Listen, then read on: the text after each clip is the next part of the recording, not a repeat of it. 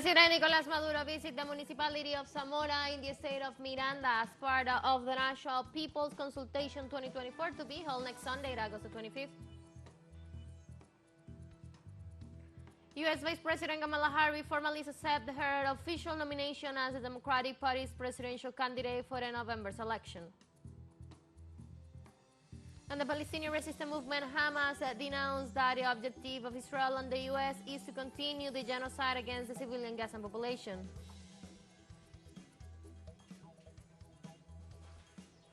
Hello, welcome to From the South. I'm Ana Marrero from the teleSUR headquarters in Caracas, Venezuela. We'll be with the news. Stay with us.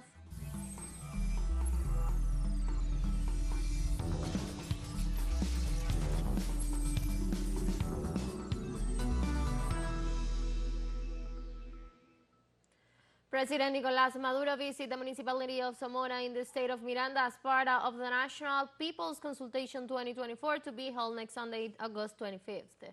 During his visit to the state of Miranda, the Venezuelan president assured that the power of the country lies in the Venezuelan people, a reality that is expressed in the communal council that today played an important role in the development of social and productive projects.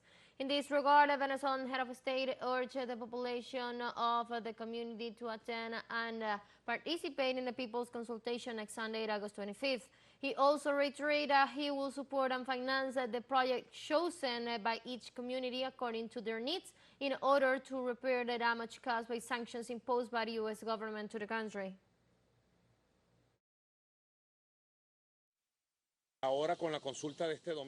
Now with the consultation this coming Sunday, August 25th, immediately approved, certified. The project approved by each circuit. Pickety, the money has to come down, right there. I have something that I have been thinking about, that I have been talking to Hector. I was talking with Celia, with Alfred Nazaret, and I told Prado the other day that I am looking for some money to finance 4,505 productive projects. Nothing more than productive. We are healing wounds created by the criminal economic sanctions requested by the ultra-right and the fascist surnames. On Tuesday, a video call was leaked in which a Venezuelan influencer based in Argentina reveals how much he was paid to publish content on his social networks with the aim of reinforcing the idea of fraud promoted by the Venezuelan ultra-right wing. Let's see.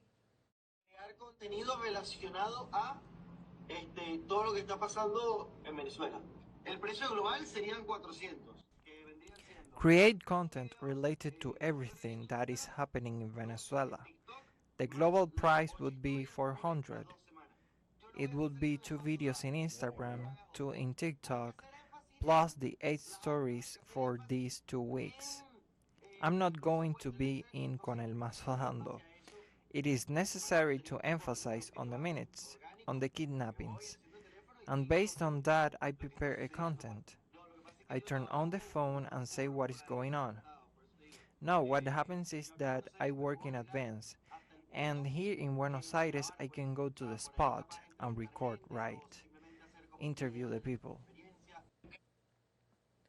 In this sense, the government of Venezuela has denounced the ultra-right has resorted to artists, YouTubers, and influencers in order to destabilize the country and establish a narrative that has doubt on the results on the presidential elections of last July 28. In this sense, it is worth mentioning the recent statements made by the artist Puma Rodriguez, who revealed having been intimidated by the Venezuelan radical opposition with the purpose of influencing the electoral scenario.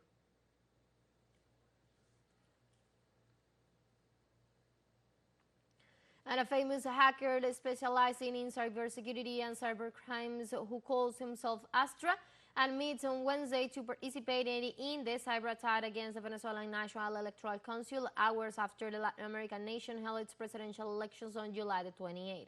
The hacker revealed that his team conducted a cybersecurity study on the National Electoral Council, CNA, and realized that its software had been updated since 2022. Astra revealed he knew the existence of a cyber plan against the CNE system and realized the software's work with telephone signals which they were completely unaware of. He also said that knowing that they were trying to ban the attack, he increased the machine to over 2 terabytes, and since the outlet was coming from over 3 million connections, they were overwhelmed.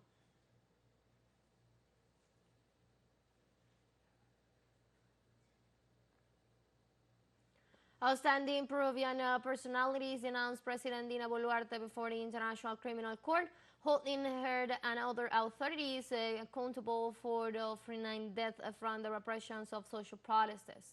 The allegation was announced by 16 plaintiffs, including former Prime Minister Mirta Vázquez, the then Foreign Minister Diego Garcia, and former Ambassador Oswaldo de Rivero and Harold Forces. The communique details that the president is the main culprit of the death occurred during the protests held in the country from December 2022 to February 2023.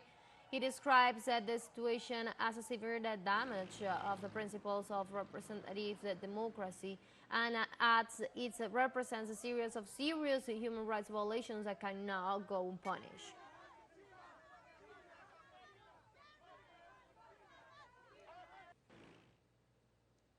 And in Argentina, more than 60 trades union and social organizations are participating in a national day of protests against the mega emergency decree of President Javier Milei.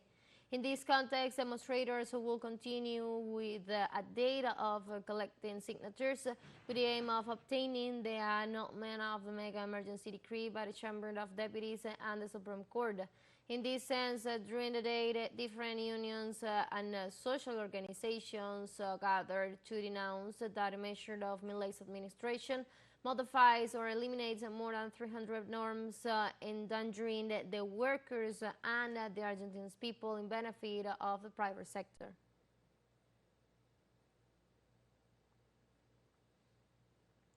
A report from the Unified Ministry of Violence Against Homeless People states that between August 15, 2023 and August 15, 2024, 135 homeless have died in Argentina.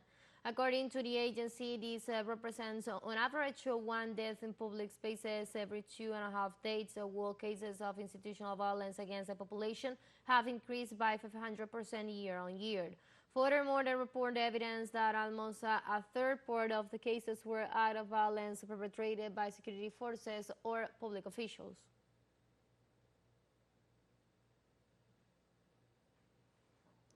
And on Tuesday, a cargo ship was quarantined in Argentina due to a suspect case of monkeypox virus.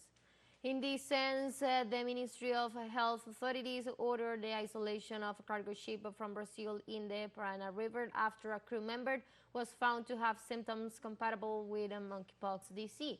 Meanwhile, the ship, known as the Inalote, remains at the entrance of the port of San Lorenzo de Rosario, 310 kilometers northwest of Buenos Aires. On the other hand, the Director of Health Promote and Prevention of the province of Santa Fe, Analia Chumpitas, points out that although no cases of the new variant of Mpox have yet been reported in Argentina, health authorities continue to prioritize epidemiological surveillance for detections, earlier diagnosis, appropriate care, and application of isolation and contact tracing measures from possible cases.